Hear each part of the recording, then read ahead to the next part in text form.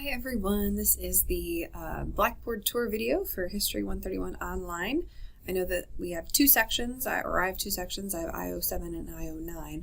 The information, the due dates, they're all the same, so please, don't freak out if you're in section IO9 and you see this is section IO7.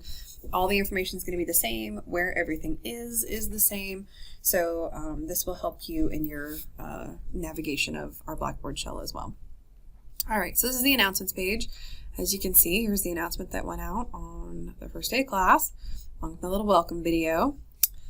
So that's where, I told you in the syllabus tour video that I'm going to send those announcements out. They'll also go out by email. If you accidentally delete your email or if for some reason you can't get into your email, go to this announcements page and it will have all that information for you.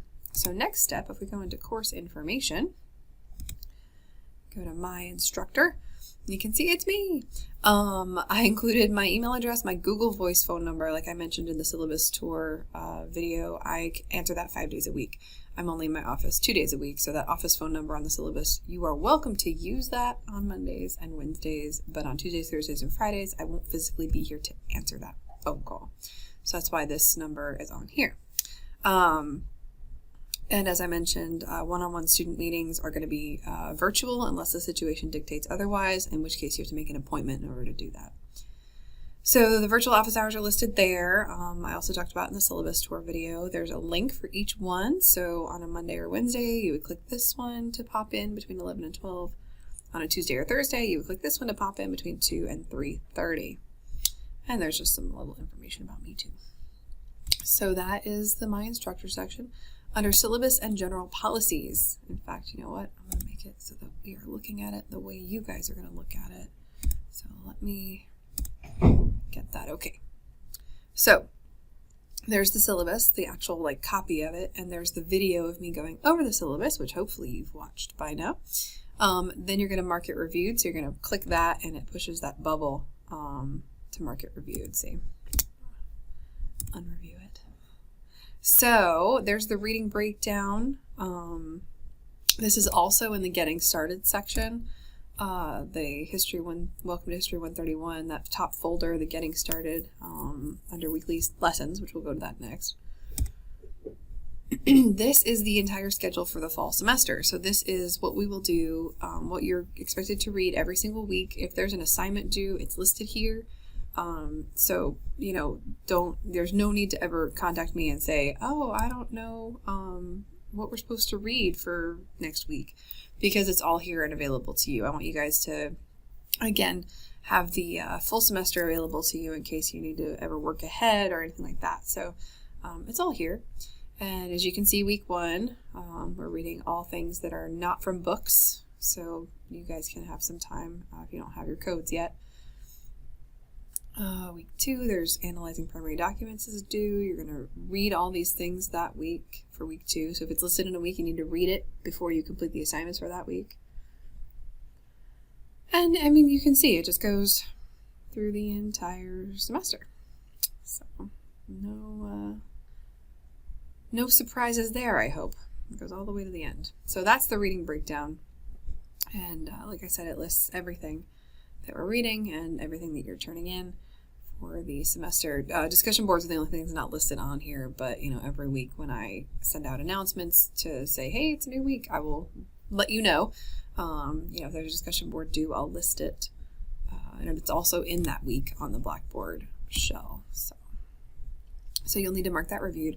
General policies, you'll want to read these and mark them reviewed as well. So that is the course information section. If we go to weekly lessons, you can see this is the folder I was just referencing. It's got everything. There's the video discussion board icebreaker that's due by Sunday night. So you'll need to do that. The instructions are in there. Once you click that link, it goes to it. Enrollment verification quiz, that's due by the 20th. It keeps you enrolled in the class. This is a little survey that helps me get to know you. That's due by Sunday. I'm trying to stagger stuff because I know the first week can be really hectic. There's the reading breakdown again, so I put it in 2 different spots. This is the discussion board FAQ document, which I referenced in the syllabus tour video, and it talks about things to think about when you're going to write your discussion board. So And it starts with, it's most points to least points. So, for example, the thing that is the most points is, did you answer the prompt? Remember, I said that in the syllabus tour video too. So these are all things that you want to pay attention to as you write your discussion board, okay? So that's what that is for. Let's see. Primary document checklist. This is a short document on things to think about when you read primary documents. Again, those are things written by people during the time.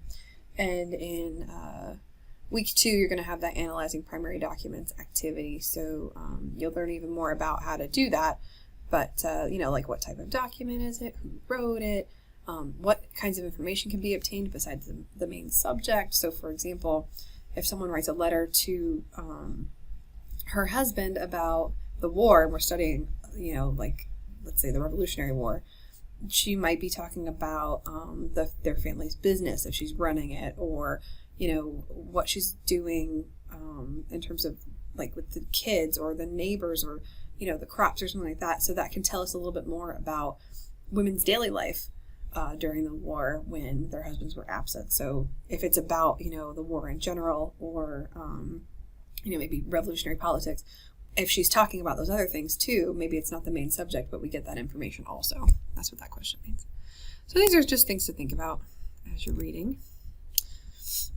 Is this plagiarism? That's a good worksheet. You should definitely check that out if you're not sure about plagiarism. And after you read that, you can absolutely ask me any questions. I'm going to move to writing tips because I'm not trying to make this little tour last super duper long, hoping for 15 minutes or less. This is a really, really, really great worksheet. I highly recommend you use it. It's going to save you a lot of edits and points and things when you write your papers and your discussion boards. So the cool thing about this is that it's got all these very specific ways to strengthen your writing, getting rid of excessive use of to be. So much was and were all up in papers. So instead of to be more specific, there was. More specifically, a connection existed. So you take, you make the verb past tense. That verb is now doing your heavy lifting. It makes your sentence a lot stronger. So this is something you're going to want to keep in mind when you're writing. Avoiding passive voice verb constructions. Again, there's that was, were, yuck. Not a fan of those. But that's why I made this, I stole large chunks of it from Dr. Sharon. You saw her name at the top. She teaches at NC State. She's a mentor of mine. So, get rid of contractions, can't, didn't, etc. You write those out. Things about body paragraphs. There's all kinds of really good stuff in here, so please read through this before you get too far into that first discussion board. Narrative strategies, the function of topic sentences, some ways to start a paper. This can possibly work for your discussion board as well. Thesis guidelines, and on your paper is going to be 3 to 5 pages. This is a good thing to have right here. Structure of a 5-page paper. You're writing a 3 to 5 page paper. That could be important. Notation. We usually use footnotes in history. However, JCC is not equipped to tutor in the citation method. So we'll use MLA 8. That being said, if you want to use footnotes, it's called Chicago style. I am super duper happy to send you resources and help you with that. It's beautiful. It's the best. It's the best citation style. So, but yeah, this is just information on how to cite, the punctuation of citation, how it works, all of that good stuff. For your papers, you need a works cited page, not for your discussion boards. This is how to cite the sources in our class, not just in the in-text citation that goes in the sentence, but also this big one up here with EG is how to do it in a works cited page if you're doing your paper. So just so you know, and it's got lectures, it's got any video from Blackboard, which I don't think y'all have that. Primary document from Blackboard. These are our books, Voices of Freedom and Give Me Liberty. I gave you kind of like a different way to do Voices of Freedom. So you'll follow that. Article in a scholarly journal. We're reading this, I think, week 4. So that'll be how to cite that in the discussion board. For example, you use that S section, which is the small part. So that's it. This is just a really, really good handout. So please make sure you look over it. You know, a lot of that first week discussion board feedback from me is don't use contractions. You know, citations go at the end of the sentence. There's a how to cite video in week 1, and you have this. So, you know, don't hurt yourself by not using the resources available to you to have the best start that you can. And then group paragraph assignments. This is in here, so the instructions are in here. I'll post a video once I create the groups. I'll do that in like week 2 or so. These are the different assignments for each week, but they're also listed in the individual week. So if we go back to, that was it for getting started. If we go back to weekly lessons, let's go to week 1. This has the lecture outline and the notes in case you want those. It's got the lecture videos, which you'll need to watch. These are all readings, and then you have a reading through History Study Center, and these are instructions on how to access that. If you're not on JCC's campus, links won't work.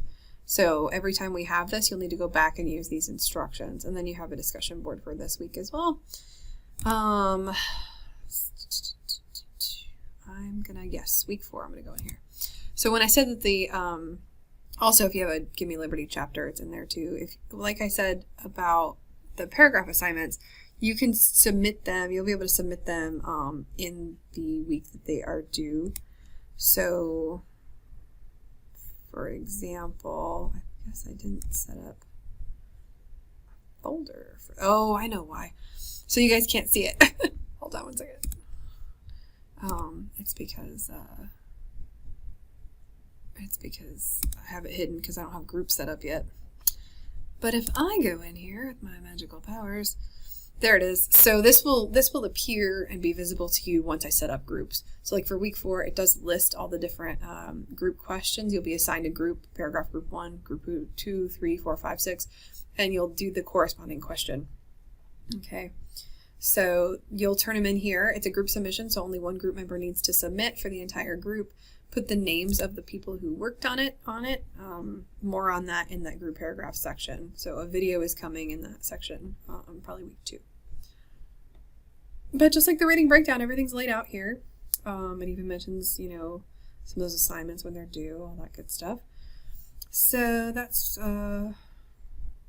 weekly lessons. So collaboration, this we won't meet virtually at a standard time or anything like that. But this course room is going to be unlocked and available to you all semester. So if your groups want to meet in here, like if you want to meet in here to work on your group paragraph, or if you start a study group or something and you guys want to meet and talk about, you know, the study guide and all that, you can use this room for that. I have no problem with it. So that is there for you if you do want to use it. And I think, yeah, I don't have anything in there. I think that's it. So if you have any questions, of course, about any of this or where to find anything, please let me know. Hopefully this video has been helpful. Please make sure you've reviewed all of the orientation materials before asking a question. I'm happy to answer questions, but you know, I've provided all this information, so please look at the information first and then feel free to reach out with any questions.